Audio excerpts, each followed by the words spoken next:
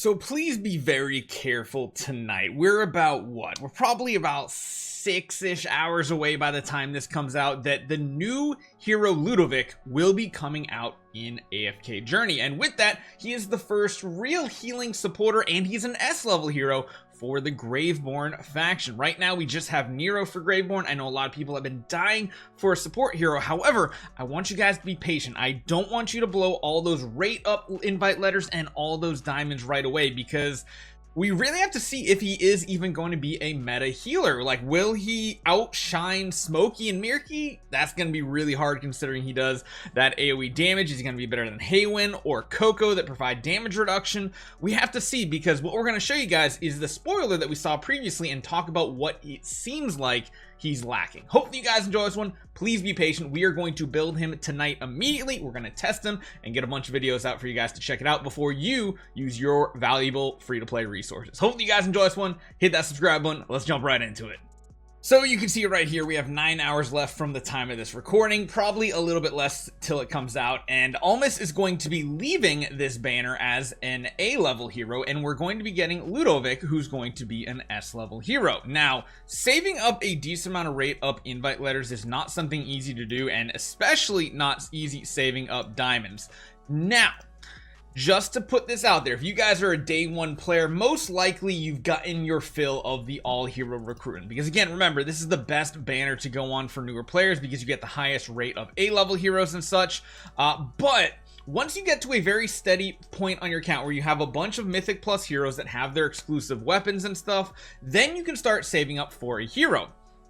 I don't necessarily think Almas is one of them, so if you've been kind of waiting for the last day to see if you should go for Almas, chances are is probably no. Granny, Thorn, they all kind of do a similar job, just differently, and it's not like a huge improvement. It's like a side grade, which has been a lot of these characters, which is why I'm a little scared about Ludovic. We haven't had much power creep in this game lately, because even if we take a look at the new Celestial Hypogen, like, Tailine's kind of just like a side grade. She's like pretty good in some areas with heavy investment. Kind of Frasto too. He's like an upgrade, but like, again, a side grade kind of most of the time for most players. Most of the heroes that we've had come out have not been huge bombs. Like, again, we had Alsa side grade to Carolina, we had Florbell side grade slash minor upgrade to Cessia, and the real thing is this hero that's coming out going to do a better job than Haywin or Smokey? Because these two are like the top two S level healer supports that are out there. Of course, there's some A levels like Coco that do some crazy things, and of course Damien. So let's take a look at his kit one more time, because I don't know if he's necessarily going to be a huge win, because as much as you kind of want to build him for tower because, you know, you're lacking support, I don't know if it's right for everybody to go for this hero.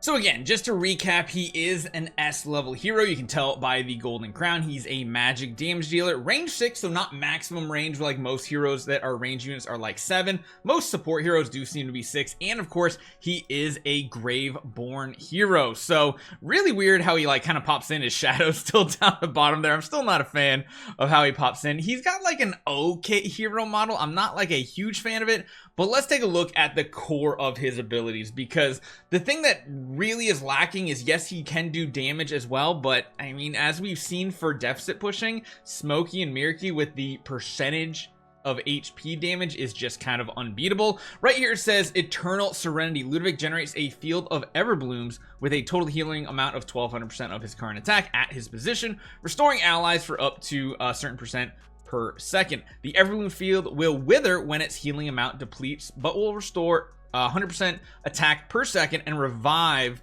when the healing amount is full. So it's interesting, that's just by base. When he does activate this ability, it moves it to the designated tile and releases 3 healing waves, restoring a ton of HP. So those 3 healing waves feel a lot like, I think, Damien's chariot, when the chariot goes out and then it does those big healing pulses. That could be really interesting. I don't know necessarily if this is going to compete for the fact that Smokey's is just like always active. Damien, it feels a lot more like Damien kind of, except there's no chariot to be killed, because you can see here how it kind of pulses, and then when he does activate it, which he does have a pretty cool animation, let's be honest, it looks pretty sick. It does do some big healing pulses, but it's only 3. It feels like it's weaker than Damien's chariot kind of. So I don't know how I like it. Granted, we might not be seeing the whole picture here. They might be doing very basic combat just to let us see what that is all about. Next up, we have Lifeweaver's Blooms. Whenever a non-summon enemy on the battlefield loses 40% of their total HP, the Everbloom field will absorb 50% of their max HP, up to 350% attack as nutrients to restore its healing amount. So this is the thing where it's like, you have to be dealing a decent amount of damage for you to truly get a decent amount of healing out of him too. The active version of this, he hurls Everblooms at the enemy with the highest accumulated damage dealt, making them lose HP equal to 60% per second over the next few seconds.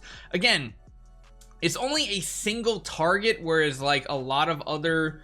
I mean, we just keep referencing Smokey and Mirky. It's just because he does his job so well and can deal damage, but like... It's interesting because if we do take a look at the combat here, it does seem like he provides quite a bit of healing. You can see the bar right underneath too. That is what's charging that up right there. And overall, it does seem to be pretty good defensive wise. I just don't know if it's really going to have the punch we need. Ethereal Blooms, he moves the Everbloom field to the weakest ally, so it doesn't just stay stationary right on him. It will move to the allies and absorbs 90% of the nearest non-summon enemies HP, which that is kind of cool. That could be pretty solid right there. It's interesting because watch here, when it moves to the weakest ally, which I think it's about to do it right here. Yep, there it goes. So it pops over and it still tries to get a group of people here, but it's also going to sap HP. It's weird. I just don't know if it's going to be as like...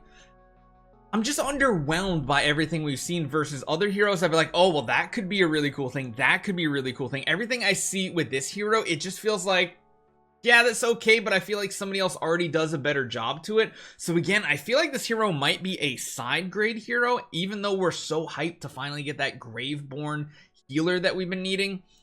I don't know. And then of course his Mythic Plus exclusive right here, every 2 times the Everbloom field absorbs nutrients through the Lifeweaver's Blooms, it will produce an ephemeral berry that explodes after a short delay. So this is how he's going to be able to deal some damage too, dealing 100% attack damage to all enemies and restoring HP to all allies within range. Of course, it increases, and then it says permanently enhances the Everbloom field upon the first 4 times it absorbs nutrients, restoring its healing amount by 50% per second. This effect even takes effect when it is withered. So I don't know if the Mythic Plus is going to be influential like the Smoky Mirky one is. Considering it's not dealing a percentage of the enemy's HP, I feel like it's not going to. I don't know. It just feels like he's like a good healer.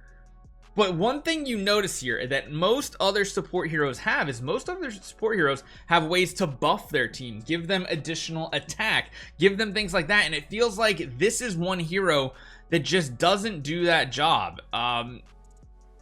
Like even this, like the damage, it's based on like a percentage of his attack, which I mean, that's usually never good if we're talking about a support hero. And I don't know if I'm really sold on this hero just yet, which is why I want to be a little pessimistic right now and be like, be careful, do not waste your raid up invites too soon.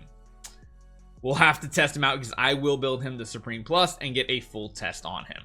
So let me know what you guys think your expectations are for this hero. Again, I'm a little pessimistic because again, I've been trying not to overhype the heroes. It's just a couple of them like Tailene I just find so fun that I really enjoy using the hero, while other ones were like a little less optimistic on. We kind of show some cool things.